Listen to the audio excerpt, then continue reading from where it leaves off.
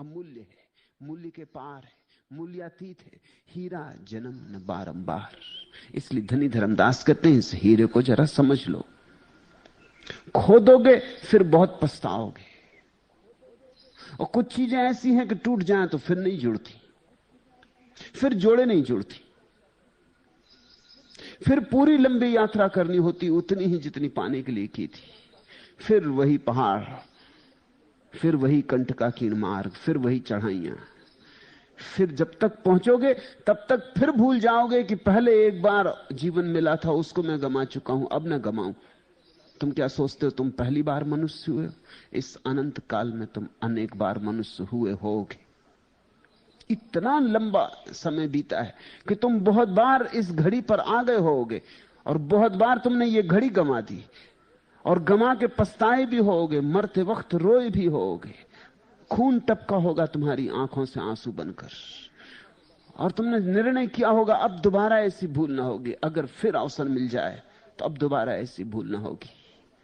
लेकिन जब तक दोबारा अवसर मिलेगा तब तक इतना समय बीत जाता है कि तुम फिर भूल जाते हो।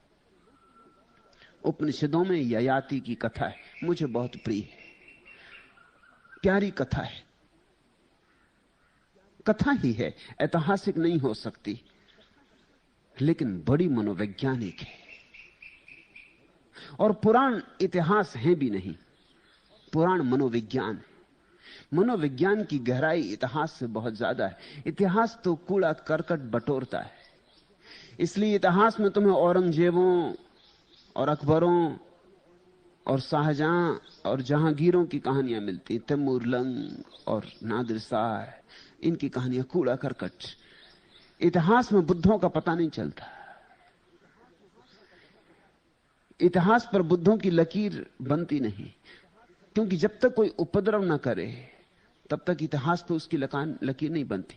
तुम हत्या करो तो अखबार में नाम आता है, तुम चोरी करो तो अखबार में नाम आता है, तुम किसी की छाती में छुरा भोंक दो तस्वीर छपती, तुम किसी गिरते आदमी को सड़क पर संभाल लो कोई खबर नहीं आती,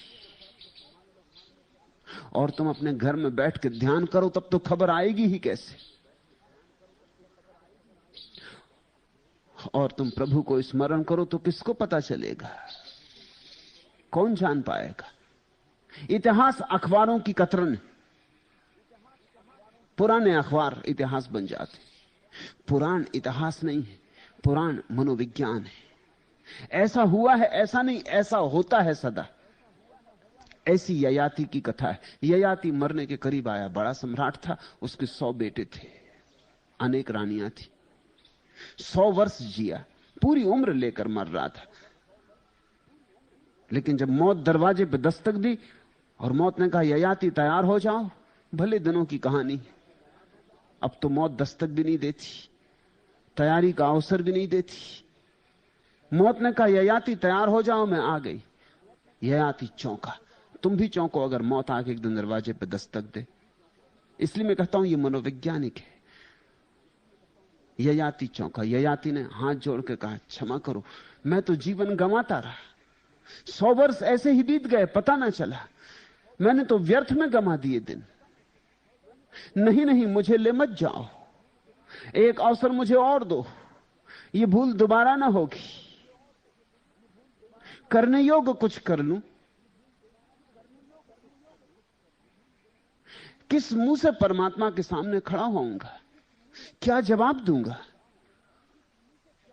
पुरानी कहानी है, मौत को दया आ गई। मौत ने कहा ठीक, लेकिन किसी को मुझे ले जाना ही होगा। तुम्हारा कोई बेटा जाने को राजी हो? 100 बेटे थे। ययाति ने अपने बेटों की तरफ देखा। ययाति 100 साल का था, उसका कोई बेटा 80 साल का था, कोई 70 साल का था, वो भी बूढ़े होने के करीब थे, लेकिन 80 साल का बेटा भी नीची नजर कर लिया। सबसे छोटा बेटा उठ के खड़ा हो गया, वो अभी जवान ही था, अभी 17-18 का होगा। उसने मौत से कहा मुझे ले चलो। मौत को उस पर और दया आई। मौत ने कहा कि तेरे और बड़े भाई हैं, वो कोई राजी नहीं होते, तू क्यों जाता है? अपने बड़े भाइयों से क्यों नहीं पूछता तुम राजी क्यों नहीं होते? उसने पूछा अपने बड़े भाइयों से, कहा आप जाने को राजी क्यों नहीं? पिता के लिए जीवन नहीं दे सकते? बड़े भाइयों ने कहा कि जब पिता 100 साल का होकर जाने को राजी नहीं, तो हम तो अभी केवल 80 साल के हैं कि 70 साल के। अभी तो हमें जीने को और दिन पड़े। और जिस तरह पिता नहीं कर पाया जो करना था, हम भी कहां कर पाए। पिता को तो 100 वर्ष मिले थे, नहीं कर पाया। हमें तो अभी 80 वर्ष ही हुए हैं, अभी 20 वर्ष और कायम है, अभी हम कुछ कर लेंगे। फिर भी जवान बेटा तैयार था, उसने कहा मुझे ले चले। मौत ने पूछा कि तू मुझे पागल मालूम होता, तू तो अभी जवान है, अभी तूने कुछ भी नहीं देखा। उसने कहा जब 100 वर्ष में मेरे पिता कुछ न देख पाए तो मैं भी क्या देख पाऊंगा। 80 वर्ष में मेरे भाई नहीं देख पाए, 70 वर्ष में मेरे भाई नहीं देख पाए, तो मैं भी क्या देख पाऊंगा। मेरे 99 भाई कुछ नहीं देख पाए, मेरे पिता कुछ नहीं देख पाए। पिता 100 वर्ष में भी मांग कर रहे हैं कि जीवन और चाहिए। इतना ही पर्याप्त है मुझे दिखाने को कि यहां दिन सोए सोए बीत जाते हैं। तुम मुझे ले ही चलो, मेरा जीवन इतने भी काम आ जाए, मेरे पिता के काम आ जाए, तो भी सार्थक उपयोग हुआ। मैं निरर्थक नहीं गंवाना चाहता, ये कम से कम कुछ सार्थक उपयोग है कि मैंने पिता के काम आ गया। इतना तो सांत्वना रहेगी, संतोष रहेगा। 100 वर्ष बीत गए, फिर मौत आई और वही की वही बात थी। ययाति फिर रोने लगा। उसने कहा कि क्षमा करो, मैं तो सोचा है कि अब 100 वर्ष पड़े हैं, अभी क्या जल्दी है, जी लेंगे। फिर मैं पुराने ही धंधों में लग गया। अभी तो 100 वर्ष से बहुत लंबा समय था, वे भी गुजर गए। कब गुजर गए पता ना चला, कैसे गुजर गए पता ना चला। मुझे क्षमा करो, एक अवसर और कहते हैं कहानी बार बार अवसर देती। ऐसा 1000 साल ययाति जिया, और जब 1000वीं साल में मरा तब भी रोता हुआ ही मरा।